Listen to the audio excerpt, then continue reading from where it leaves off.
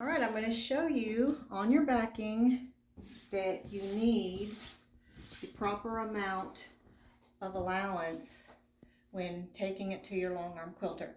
You need at least 6 inches. 4 will work, but 6 inches all the way around the quilt. That means 4 to 6 inches on the left, 4 to 6 inches on the right, 4 to 6 inches on the top, 4 to 6 inches on the bottom. I like to have 6 inches. It just gives me a little bit more to work with when I put it on my long arm machine, and then I know that I'm not going to have any issues. I'm not going to come up short on my backing, and everything works out just fine for me with 6 inches. So here's the backing for this quilt right here. And what I'm going to do is I'm just going to fold this backing in half.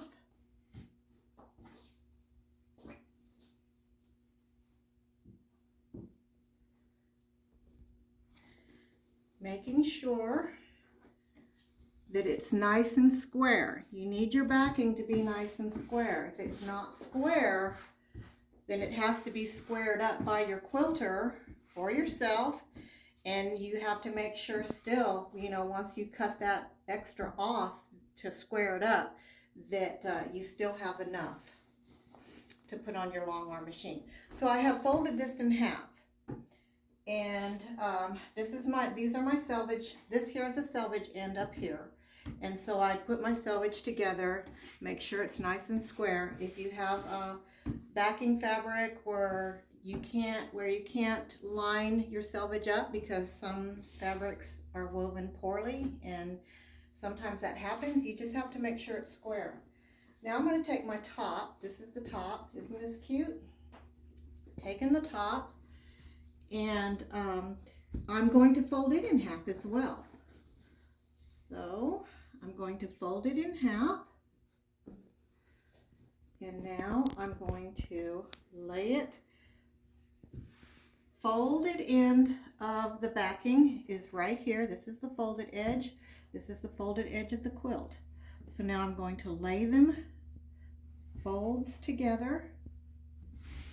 And now I'm going to take my ruler and I'm going to measure. So I know this is more than 6 inches right here on the sides. This is the top, this is the bottom down here. So I have, let's see here, I have at least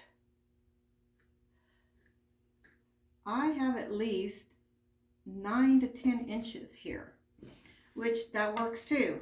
Having your backing larger than 6 inches is always better than having it smaller.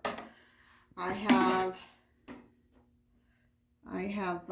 let's see, we'll make this 4 inches, so we'll bring this down a little bit. And that will work. That's going to work for me. So now I know I have enough backing. When you do your batting, you do your batting the same way. You always want your batting bigger than your top. Now we're going to open this up, and when we put this on the machine, we always have the bad side of the quilt, the wrong side of the quilt facing up.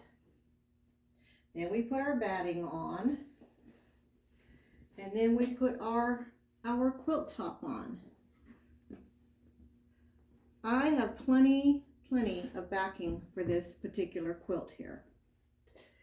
And I will probably cut some off on the sides because it is just a little bit too much. But like I said, I would rather have more than less. And that's how you prepare your backing for your long arm quilter.